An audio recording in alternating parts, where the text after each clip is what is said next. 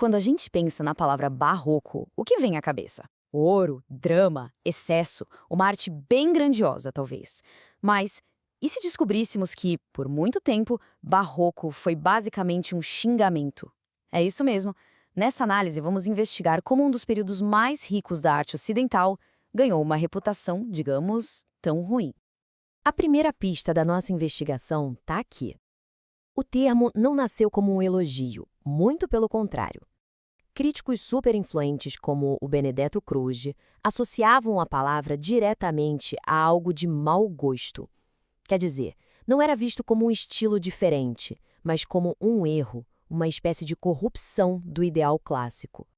E essa é a grande questão que a gente vai tentar responder. Como é que um movimento que nos deu gênios como Cervantes, Rembrandt e Calderón de la Barca foi parar com um rótulo tão negativo?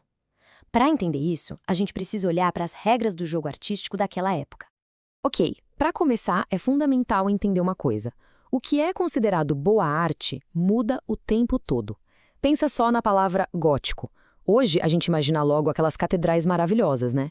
Mas, na origem, era um termo pejorativo, um jeito que os artistas da Renascença usavam para dizer que a arte da Idade Média era bárbara, coisa dos godos.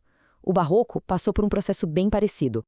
E aqui entra uma ideia que muda tudo e ajuda a gente a decifrar esse código, o conceito de Kunstwollen, ou vontade artística. O que o Hegel dizia é que cada período tem seu próprio projeto, sua própria forma de sentir e ver o mundo. O Barroco não estava tentando ser a Renascença e falhando, não. Ele estava criando uma coisa completamente nova, com as suas próprias regras. Tá, mas então, qual era essa tal vontade artística do Barroco? As pistas estão todas no estilo. O Barroco nasceu num mundo em crise, né? Tinha reforma protestante, guerras de religião, um humanismo em xeque. E a arte, claro, foi o espelho desse caos todo. O coração do Barroco está bem aqui, nessa imagem. De um lado, uma celebração maluca da vida, da paixão, do corpo. Do outro, uma ansiedade espiritual profunda, uma obsessão com a morte, com a salvação. O artista barroco vivia exatamente no meio dessa contradição. Isso aqui é o lado da sensualidade ardente em plena ação. John Donne, um poeta inglês genial, não tinha o menor medo de explorar o erotismo como a gente vê aqui. Mas o engraçado é que esse mesmo Donne também escreveu alguns dos sonetos religiosos mais angustiados que existem. Essa era a dualidade do Barroco. Era tudo ao mesmo tempo.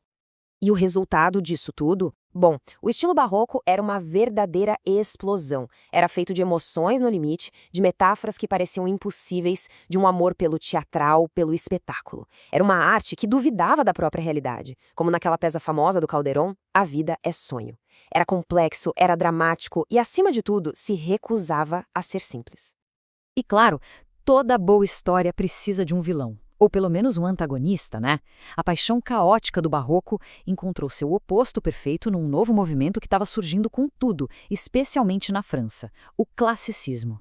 Se o Barroco era um furacão, o classicismo era uma planilha de Excel. O classicismo era um programa artístico, sabe? Com regras bem claras. A razão sempre acima da paixão, clareza era mais importante que complexidade e disciplina para controlar qualquer excesso. Eles olhavam para o mundo greco-romano não para achar drama, como o Barroco, mas para encontrar ordem, harmonia e uma suposta verdade universal. O classicismo não surgiu do nada. Ele foi uma reação direta, uma tentativa consciente de consertar o que eles enxergavam como erros, como paixões sem controle e a bagunça do estilo barroco. E foi essa mentalidade classicista que, por séculos, olhou para o barroco e disse: isso é mau gosto. Mas aqui a história dá uma virada. Seria fácil demais pintar o barroco e o classicismo como inimigos mortais e pronto. A verdade, como quase sempre, é bem mais complicada e muito mais interessante. Essa frase do historiador Otto Maria Carpels é a chave para a gente entender tudo. O classicismo não foi um invasor de outro planeta. Ele nasceu do mesmo mundo, da mesma época e, de um jeito bem curioso, das mesmas ansiedades que criaram o barroco. Vamos pensar no René Descartes, o pai do racionalismo. A filosofia dele não é só um exercício de lógica, é uma tentativa de colocar ordem matemática no mundo que parecia caótico, enganoso, um mundo profundamente barroco. A razão do classicismo não ignorava a paixão do barroco. Ela lutava para colocar essa paixão numa jaula, para exorcizá-la. E aí surge esse conceito genial, o barroco domado. Alguns críticos perceberam que as obras dos grandes classicistas, como as do dramaturgo Rossini, não eliminavam a paixão. Pelo contrário, elas pegavam toda a intensidade emocional do barroco e canalizavam aquilo para dentro de uma estrutura super rígida e racional. A paixão continuava ali, fervendo bem debaixo da superfície polida e perfeita. Certo. Então, vamos juntar todas as peças do nosso quebra-cabeça e dar o veredito final sobre o legado do barroco e essa sua rivalidade com o classicismo. No fundo, o conflito não era entre um estilo bom e um ruim. Eram duas formas completamente diferentes de enxergar o mundo.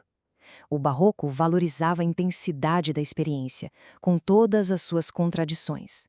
Já o classicismo buscava a clareza da razão, mesmo que isso custasse o controle da emoção.